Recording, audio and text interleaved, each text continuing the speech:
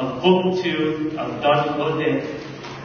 I should not even have to introduce this book. It is one of the greatest, perhaps the first novel ever written in the Western world. Chapter 54, written by Cervantes in 1655.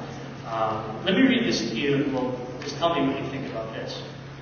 Ricote and Sancho Panza is the shield that goes along with Don Quixote. Ricote and Sancho alone remained away, for they had eaten more and drunk less, their popular party. And Ricote drawing Sancho aside, they seated themselves at the foot of a beach, leaving the pilgrims buried in sweet sleep. And without once falling into his own Morisco tongue, Ricote spoke as follows in pure Castilian. Ricote is, just so you know a little bit of background on this, Ricote is a Moor who was expelled from Spain in 1609 after the Great Edict. And he says, "Thou knowest well, neighbor and friend Sancho Panza, how the proclamation or edict His Majesty commanded to be issued against those of my nation filled us all with terror and dismay. Me at least it did, insomuch that I think before the time granted us for quitting Spain was out, the full force of the penalty had already fallen upon me and upon my children." The penalty being the expulsion. "I decided then, and I think wisely, just like one who knows that at a certain date the house he lives in will be taken from him and looks out beforehand for another to change into.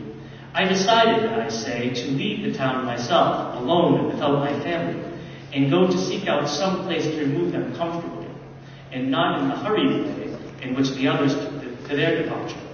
For I saw very plainly, and so did all the other older men among us, that the proclamations were not mere threats, as some said, but positive enactments, which would be enforced at the appointed time.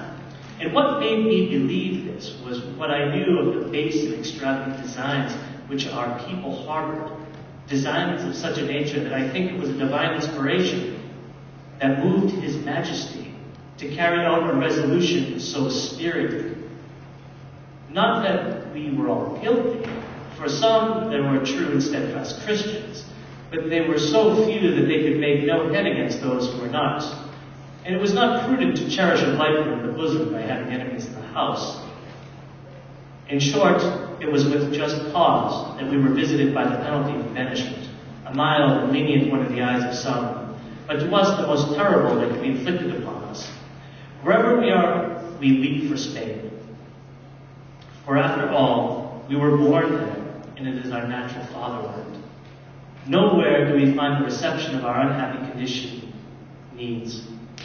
And in Barbary, and all the parts of Africa, where we counted upon being received, supported, welcomed, it is there they insult and ill-treat us most. We knew not our good fortune until we lost it, and such is the longing all of us have to return to Spain, that most of those who, like myself, know the language, and there are many who do, come back to it and leave their wives and children forsaken yonder. So great is their love for it. And now I know by experience the meaning of the saying, sweet is the love of one's country.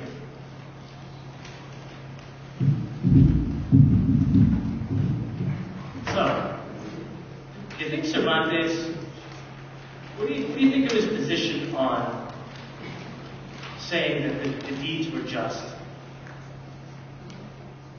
What do you think? Do you think he's speaking ironically? Any idea about that? He says that he has his character say, but positive enactments which would be enforced at a point in time. And then he says that the designs that they had were base and extravagant. Do you think he's speaking ironically at any point?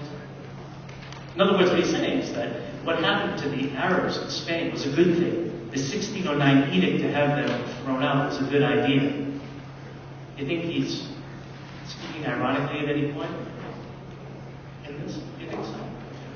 Well, a lot of people do. Okay, that's all I have.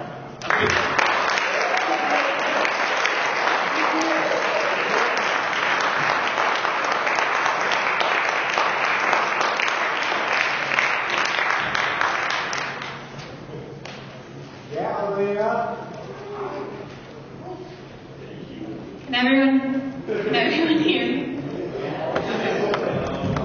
No?